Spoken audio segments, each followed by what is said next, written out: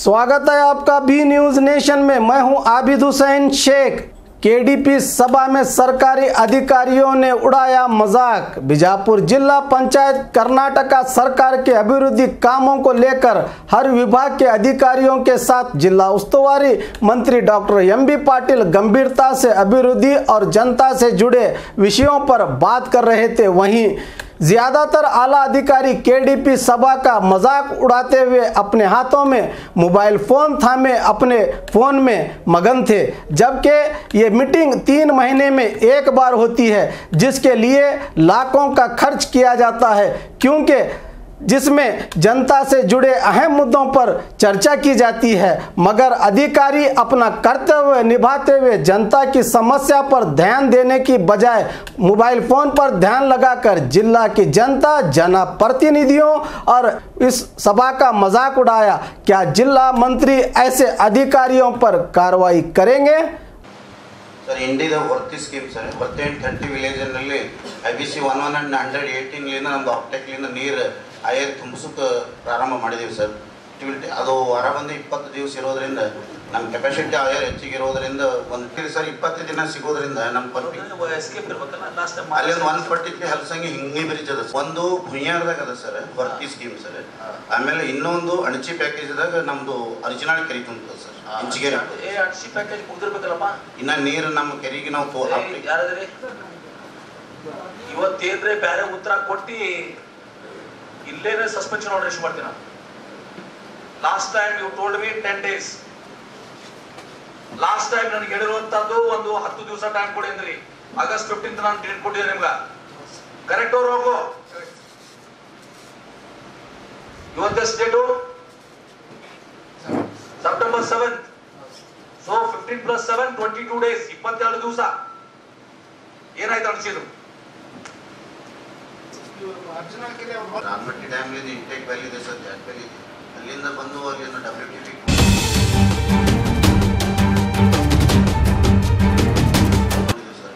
ಅಲ್ಲಿಂದ Zone 1 ನಲ್ಲಿ Zone 2 ನಲ್ಲಿ ಇನ್ನೊಂದು ಉಪಾಧ್ಯಕ್ಷರು ಸರ್ ಬಸರಕೋಡು ಬಳ್ಳವಳ್ಳಿ ಸರ್. ಇದು 2005 ಸ್ಕೀಮ್ ಲಾಸ್ಟ್ ಹಳೇದೊಂದು 21 ವಿಲೇಜಿಗೆ 30 LPCDಗೆ ರನ್ ಆಗ್ತಾ ಇದೆ ಸರ್.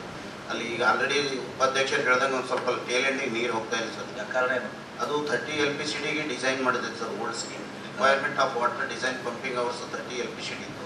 ಅದು ನಾನು ಹೋಗಿ ಬಂದಿದ್ದೀನಿ ಸರ್. ಮತ್ತು ನಿನ್ನೆ ಉಪಾಧ್ಯಕ್ಷರು ಮತ್ತು ಸೆಕ್ಷನ್ ಆಫೀಸರ್ AW ನಿನ್ನೆ ಹೋಗಿ ಬಂದು ಉಪಾಧ್ಯಕ್ಷರು ತಾವು ಹೇಳಿ ಏನು ಈಗ ನಾನು ನಿನ್ನೆ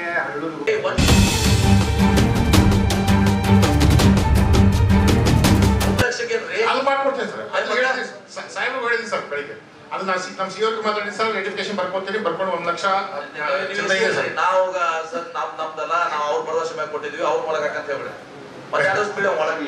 ಲ್ಯಾಂಡ್ ಎಕ್ವಿಷನ್ ಆಫೀಸರ್ ಇರೋದ್ರಿಂದ ಸರ್ ಅದು ಎಂಬಾರಸಿಂಗ್ ಸಿಚುವೇಶನ್ ಮ್ಯಾಜಿಸ್ಟ್ರೇಟ್ ಇರ್ತಾರೆ ಅಂತೇಳಿ ಅವ್ರು ನಮ್ಮನೆ ಅಲ್ಲಿ ಹೊರಗೆ ತೊಗೊಳಕ್ ಪ್ರಯತ್ನ ಮಾಡ್ತಾರೆ ಸರ್. ಅವ್ರ ಹತ್ರ ಏನಿರೋದು ಅವ್ರ ಆಫೀಸರ್ಗೂ ಸಿಗಲ್ಲ ಅಂತ ನೀವು ಅವ್ರು ಕರ್ಕೊಂಡು ಹೋಗ್ರಿ, ಇವ್ರು ತಗೊಂಡ್ಬಿಡ್ರಿ, ಜೊತೆ ಹೋಗೋಣ ಇಬ್ರು ಕುತ್ಕೊಂಡು ಅಂತ ಹೇಳ್ಬಿಟ್ಟು ಒಬ್ರು ಕರ್ಕೊಂಡು ಹೋಗಿ ಅವ್ರು ಕೊಟ್ಬಿಡ್ರಿ ಸರ್. ತೊಂಬ್ರಿ ಯಾವ್ದಾರ ಬೇರೆ ಯಾವ್ದಾರ ಇದ್ರ ಅಕೌಂಟ್ ಅದ್ರ ಅಕೌಂಟ್ ಏನೋ ಮಾಡಿ ತುಂಬ್ರಿ. 1 ಲಕ್ಷ ಮಾಡಿಸ್ಕೊಡ್ತೀವಿ ಸರ್.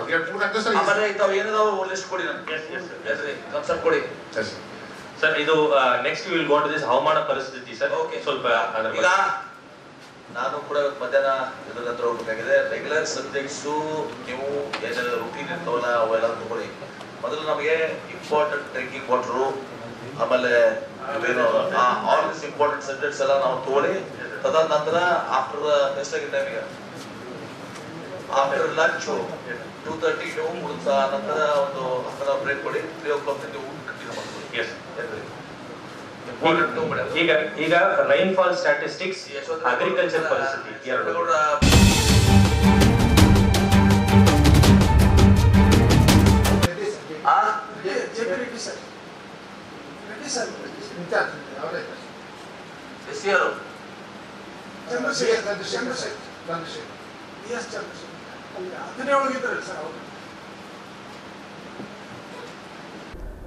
गौरी लंकेश की हत्या पर एम.बी. पाटिल की निंदा।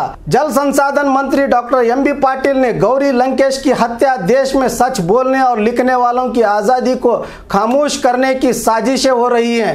एम.एम. कलबुर्गी हत्या के बात करते हुए हत्यारे जितने भी शातिर क्यों ना हो, इनके पकड़े जाने का भरोसा दिया। ಇದರಂಥ ಹೊರಸುಕೃತಿ ಯಾವುದೂ ಇಲ್ಲ.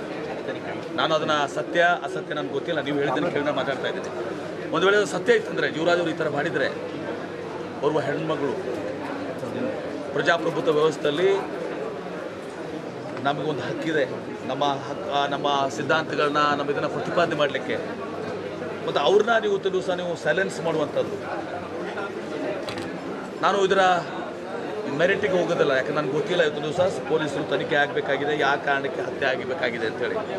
ಈಗಲೇ ನಾನು ಇದು MM ಕಲಬುರ್ಗಿ ಅವರಿಗೆ ಲಿಂಕ್ ಮಾಡಿ ಇವತ್ತು ದಿವಸ ಭಾಳಷ್ಟು ನನಗೂ ವಾಟ್ಸಪ್ ಬರ್ತದೆ, ಭಾಳಷ್ಟು ಮಾಧ್ಯಮಗಳಿರ್ತವೆ, ಸಿಮಿಲರ್ ಆಗಿರ್ಬೋದು. ಅದರ ಕಾರಣ ತಿಳುವರಿಗೆ ಇವತ್ತು ದಿವಸ ನಾವು ಅದು ಮಾತನಾಡಲಿಕ್ಕೆ ನಾನಂತೂ ವೈಯಕ್ತಿಕವಾಗಿ ಹೋಗೋದಿಲ್ಲ. ಆದರೆ ತನಿಖೆ ಆಗ್ತದೆ. ಒಂದು ನಾನು ಖಂಡಿಸ್ತೇನೆ, ಗೌರಿ ಲಂಕೇಶ್ ಅವರು ಒಬ್ಬರು ಹೆಣ್ಮಕ್ಳು, ಅವಳು ತನ್ನ ಅನಿಸಿದ್ದನ್ನು ಬರೀಲಿಕ್ಕೆ ಹೇಳಲಿಕ್ಕೆ ಸಂಪೂರ್ಣವಾದಂಥ ಹಕ್ಕಿದೆ. ಅದನ್ನು ಸೈಲೆನ್ಸ್ ಮಾಡುವಂಥದ್ದು. ಈಗ MM ಕಲಬುರ್ಗಿ ಅವ್ರದ್ದಾಯಿತು, ದುರ್ದೈವಶಾತ್ ನಾನು ಕೂಡ ಹೋಗ್ತೀನಿ. ನಮ್ಮ ಜಿಲ್ಲೆಯವರು MM ಕಲಬುರ್ಗಿ ಅವರು ಎಷ್ಟು ಚಾಲಾಕಿರಬೇಕು, ಅವರು ಹತ್ಯೆ ಮಾಡಿದವರು ಇನ್ನೂ ಕೂಡ ನಾವು ಪತ್ತೆ ಹಚ್ಚಲಿಕ್ಕೆ ಆಗ್ತಾ ಇಲ್ಲ ಅಲ್ಲ, ಹೇಳ್ತೀನಿ. ಈಗ ಇಲ್ಲಿ ಸಾಕಷ್ಟು ಮಾಧ್ಯಮದಲ್ಲಿ ನೋಡಿದ್ದೀನಿ, ನಾನು ತನಿಖೆ ನಡೆದ ಹಂತದಲ್ಲಿ ನಾನು ಮಾತನಾಡಲಿಕ್ಕೆ ಬಯಸಿದಲ್ಲ. ಇಲ್ಲಿ ಕೂಡಲೇ ನನಗೆ ವಿಶ್ವಾಸ ಇದೆ, ಗೌರಿ ಲಂಕೇಶ್ ಅವರು ಯಾರು ಹತ್ಯೆ ಮಾಡಿದ್ದಾರೆ ಅವ್ರನ್ನ ಪತ್ತೆ ಹಚ್ಚುವಂಥದ್ದು ಆಗ್ತದೆ ಅಂತೇಳಿ ಸಂಪೂರ್ಣವಾದಂಥ ಒಂದು ವಿಶ್ವಾಸ ಇದೆ. ಅದೇ ರೀತಿ MM ಕಲಬುರ್ಗಿ ಅವ್ರದ್ದು ಕೂಡ ನಾವು 2 ವರ್ಷ ಆಯ್ತು ಈಗ ಮುಖ್ಯಮಂತ್ರಿಗಳಿಗೆ ನಾವು ಕೂಡ ಇವತ್ತು ಸಹ ಹೇಳ್ತೀವಿ, ಇನ್ನಷ್ಟು ಗಂಭೀರ ಪ್ರಯತ್ನ ಆಗಬೇಕು. ಆ ಕಲಬುರ್ಗಿ ಅವರ ಹತ್ಯೆ ಮಾಡಿರುವಂಥವ್ರನ್ನ ನಾವು ಬಂಧಿಸಲೇಬೇಕು ಅನ್ನೋದನ್ನು ನೋಡಿ. ಗೌರಿ ಲಂಕೇಶ್ ಅವರು ನನಗೆ ಒಂದು ವಾರ ಹಿಂದೆ ಭೇಟಿಯಾಗಿದ್ದರು, BLD ಆಫೀಸ್ಗೆ ಬಂದಿದ್ದರು. ಅವರು ಒಂದು ತಮ್ಮ ಪತ್ರಿಕೆ ವಿಚಾರದಲ್ಲಿ ಎಂದೂ ಕೂಡ ಅವ್ರು ಹೇಳಿದರು ನನಗೆ, ಇದ್ರ ಬಗ್ಗೆ ಕುರ್ಚಿ ಮಾಡಿ ಇರ್ತದನ್ನು ನಾನು ಎಂದೂ ಕೂಡ ಜಾಹೀರಾತುಗಳನ್ನ ನಾನು ಕೇಳಿಲ್ಲ. ನಿಮ್ಮ ನೀರಾವರಿ ಇಲಾಖೆಯಿಂದ ನೀವು ಇಲಾಖೆಗಳನ್ನು ನೀವು ಕೊಡ್ತೀರಿ, ಅದನ್ನು ನೀವು ನಮಗೆ ಕೊಡಲಿಕ್ಕೆ ಬರ್ತಿರಲಿಲ್ಲ ಅಂತ ಹೇಳಿ ಕಾನೂನು ಪ್ರಕಾರ ಅದನ್ನು ಪರಿಶೀಲನೆ ಮಾಡಿ ಕೊಡಲಿಕ್ಕೆ ಬರ್ತಿದ್ರೆ ನಮಗೆ ಕನ್ಸಿಡರ್ ಮಾಡಿ ಅನ್ನೋ ಮಾತನ್ನು ಮೋಹನ್ ಕೋಟೇಜಿಯವರು ಕೂಡ ಬಂದಿದ್ದರು. ಬಂದಂಥ ಸಂದರ್ಭದಲ್ಲಿ ಅವರು ಅಲ್ಲಿ ವಚನ ಸಂಪುಟ, ನಮ್ಮ BLD ಆಫೀಸ್ ಬೆಂಗಳೂರು ಕೇಂದ್ರದಲ್ಲಿ ವಚನ ಸಂಪುಟ, ಇಬ್ಬರ ಆದೇಶ ಇದು ಅದು ಇದೆಲ್ಲ ಸ್ವಲ್ಪ ಕೋಟೇಜಿಯವರು ಅದೆಲ್ಲ ಕೋಟೇಜಿಯವ್ರಿಗೆ ನನಗೆ ಆತ್ಮೀಯ ಸ್ನೇಹಿತರು. ಅವರು ಗೌರಿ ಲಂಕೇಶ್ ಅವರು ಭಾಳ ಆತ್ಮೀಯರು, ನನಗೂ ಆತ್ಮೀಯರು. ಅವ್ರು ಹೇಳ್ತಿದ್ರು ನನ್ನ ನಡೆದು ಬಂದ ಬಾರಿ ನಮ್ಮ ಕುಟುಂಬದ್ದು ಅದು ಎಲ್ಲನೂ ಕೂಡ ಸುಮ್ಮನೆ ಒಂದು 15-20 ವರ್ಷ ಹಂಚ್ಕೋತಿದ್ದೀನಿ. ಆ ಸಂದರ್ಭದಲ್ಲಿ ಹೇಳಿದರು ಆವಾಗ, ಇಲ್ಲ ನಾನು ಈ ಲಿಂಗಾಯತ ಸ್ವತಂತ್ರ ಧರ್ಮದ ಪರವಾಗಿದ್ದೀನಿ, ಮುಂದೆ ನಾನು ಕೂಡ ಭಾಗವಹಿಸ್ತೀನಿ, ಎಲ್ಲ ಬುದ್ಧಿಜೀವಿಗಳ ಒಂದು ಜೊತೆ ನಾನು ಕಾಂಟ್ಯಾಕ್ಟ್ ಮಾಡ್ತೀನಿ, ಎಲ್ಲರೂ ಕೂಡ ನಾವು ಸಭೆಯನ್ನು ಮಾಡ್ತೀವಿ, ಸಭೆ ಮಾಡಿ ನಿಮಗೆ ನಾವು ಬೆಂಬಲವನ್ನು ಸೂಚಿಸ್ತೀವಿ ಅನ್ನೋ ಮಾತನ್ನು ಅವ್ರು ಹೇಳಿದರು. ಆದರೆ ಈಗ ನಾನು ಇಲ್ಲಿವರೆಗೆ ಅವರು ಬಹುಶಃ ಒಂದು ಲೇಖನ ಬರೆದಿದ್ದಾರೆ ಅಷ್ಟೇ, ಒಂದು ಲೇಖನ ಏನೋ ಬರೆದಿದ್ದಾರೆ ಅಂತೇಳಿ ನಾನು ಕೇಳಿದ್ದೀನಿ, ನಾನು ಓದಿಲ್ಲ ಅದನ್ನು. ಗೌರಿ ಲಂಕೇಶ್ ಅವರು ಲಿಂಗಾಯತ ಸ್ವತಂತ್ರ ಬಗ್ಗೆ ಒಂದು ಲೇಖನವನ್ನು ಬರೆದಿದ್ದಾರೆ ಅಂತ ಮಾಹಿತಿ ನಾನು ಕೇಳಿದ್ದೀನಿ, ನಾನು ನೋಡಿಲ್ಲ ಅದನ್ನು. ಅಂದರೆ ಇನ್ನು ಮುಂದೆ ಅವರು ಭಾಗವಹಿಸ್ತಾ ಇದ್ರು ಒಂದು ಶಕ್ತಿ.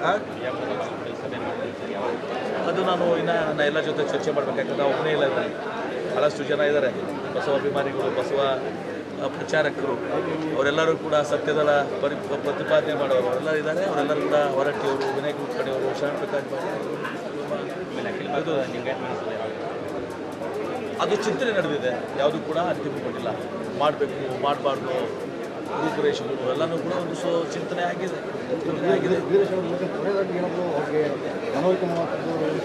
ನಾವು ಓಪನ್ ಆಗಿದ್ದೀವಿ, ನಮ್ಮ ಹತ್ರ ಎಲ್ಲ ದಾಖಲಾತಿಗಳಿರೋದು, ಎಲ್ಲ ದಾಖಲಾತಿಗಳು ನಾನು ಈಗಾಗಲೇ ಹೇಳಿದ್ದೀನಿ ಪತ್ರಿಕಾಗೋಷ್ಠಿಯಲ್ಲಿ.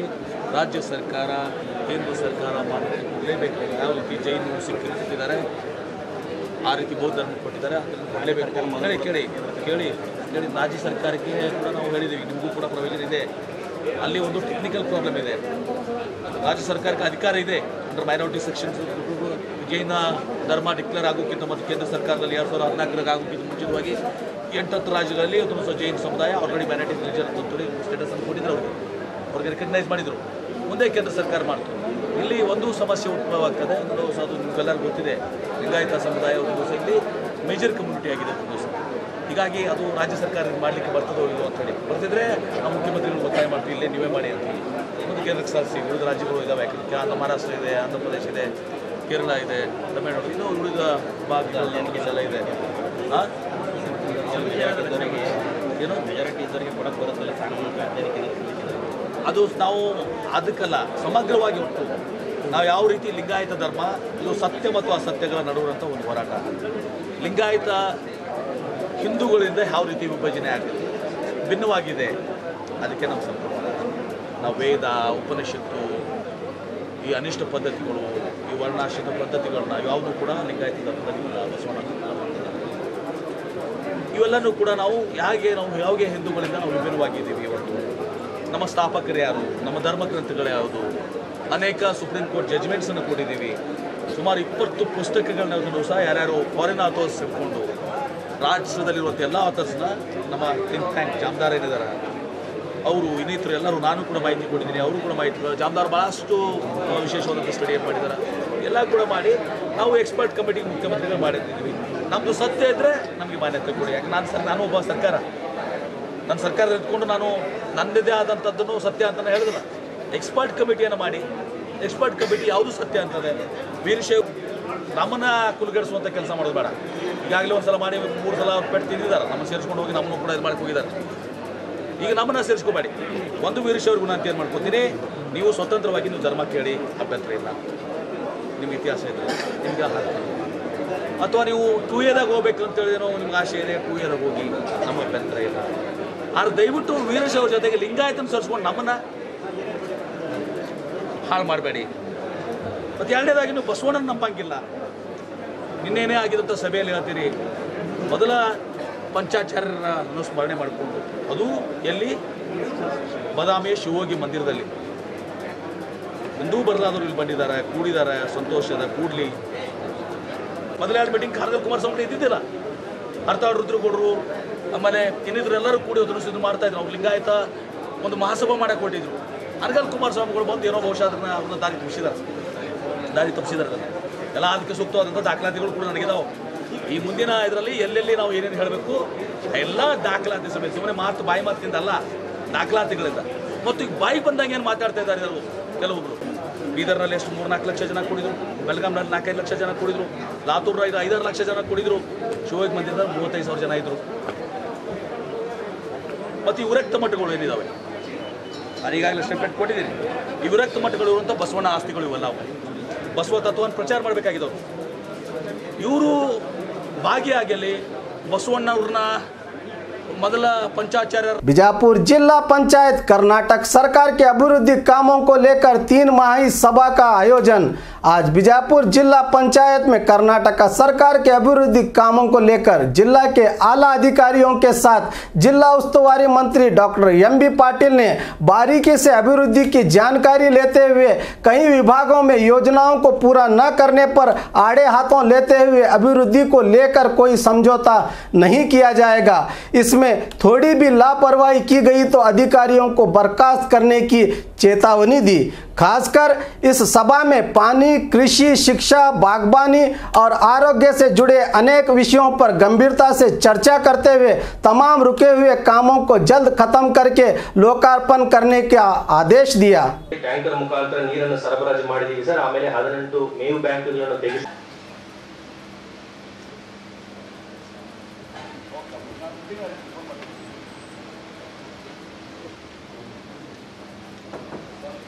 ನಿಮಗೆ ಟ್ಯಾಂಕರ್ಸ್ ಈಗ ಇನ್ನು ಸಿಒ ಮೈಸೆಲ್ಫ್ ಆಲ್ಮೋಸ್ಟ್ ಪ್ರತಿ ತಾಲೂಕಿಗೆ ಹೋಗಿ ಪ್ರತಿ PDOಗಳ ಕಡೆ ಮಾತನಾಡಿದೀನಿ ಸರ್.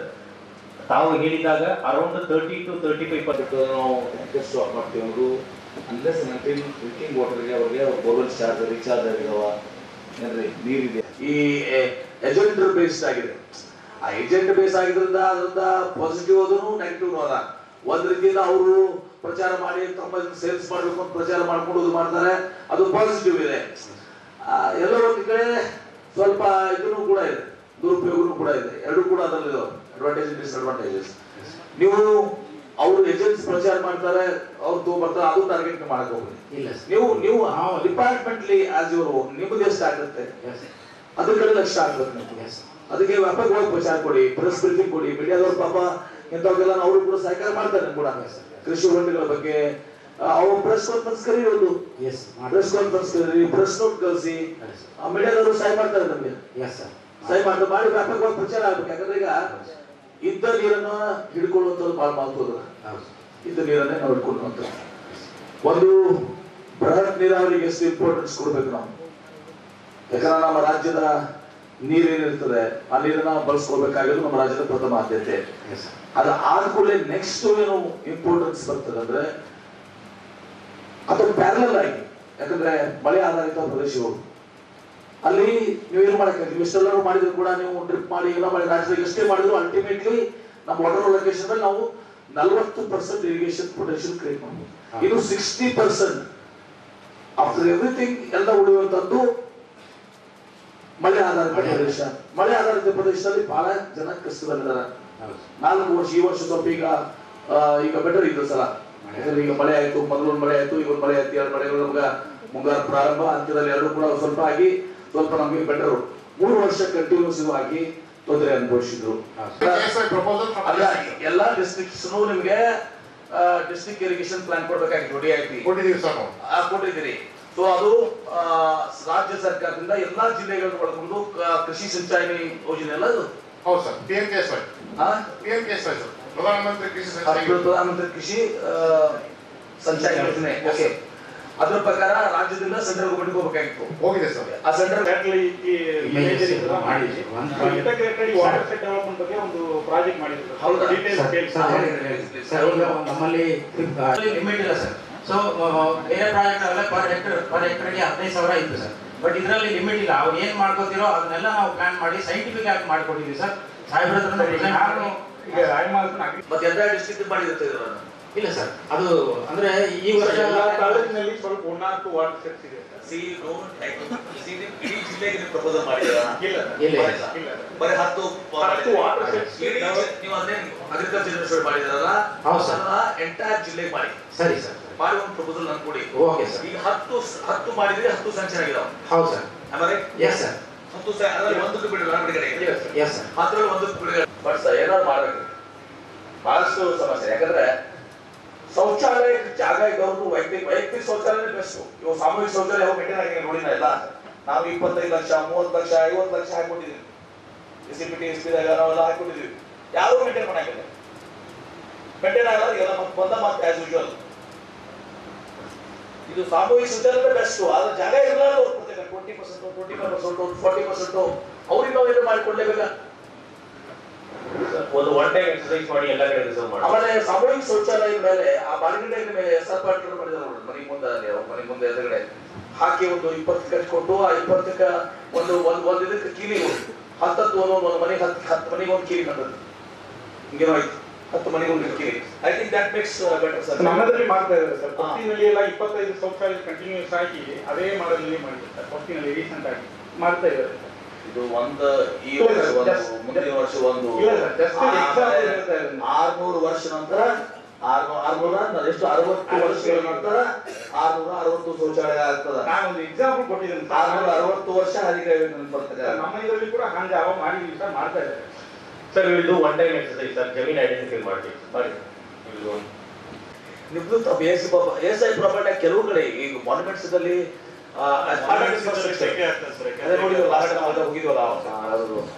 ಕೋಟೆಗೋಡೆ ಸಾಕಷ್ಟು ಕಡೆ ಇದೆ ಸರ್. ಆಮೇಲೆ ಬಾರಕಮ್ಮನ ಹತ್ರ ಮಾರ್ಕೆಟ್ ಇದೆ ಸರ್. ಅವರು ಗೈಡ್ಲೈನ್ಸ್ ಪ್ರಕಾರ ಹೋಗಿದ್ರೆ ಎಲ್ಲಿನೂ ಮಾಡಕ್ ಆಗೋದಿಲ್ಲ ಸರ್. ಬಟ್ ಆದ್ರೆ ಪ್ರತಿಯೊಂದ್ಸಲ ಸಮಸ್ಯೆ ಬಂದಾಗ ಮೀಟಿಂಗ್ ಕರೆಸಿ ಕಮ್ ಟು ಸೆಟಲ್ಮೆಂಟ್ ಸರ್. ಈಗ ಇನ್ನೊಂದು 2 ಕಡೆ ಈಗ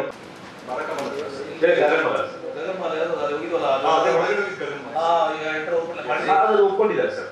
they have accepted to. Otherwise ಅದೇ ಸ್ಪಾಟ್ ಆಗಿಬಿಡೋದಲ್ಲ ಮಂದಿಗೆ. ನಾವು ಕೇಳಿದ್ರೆ ಯಾರಿಗೋ ಅಲ್ಲಿ ಪತ್ರಕರ್ತ ಬಿದ್ರು ಇದ್ರು ಯಾಕಂದ್ರೆ ಬಾಯಿಕ ಇವತ್ತು ಎಲ್ಲಿಗಿಲ್ಲ ಅನ್ನೋದು ಏನ್ ಮಾಡ್ಬೇಕು ಇದ್ರೆ ನಾವೇನೋ ಮಾಡ್ಕೋಬಹುದು. ಶೌಚಾಲಯ ಇರ್ಲಿಕ್ಕೆ ನಾವೇ ಮಾಡ್ಬೇಕು.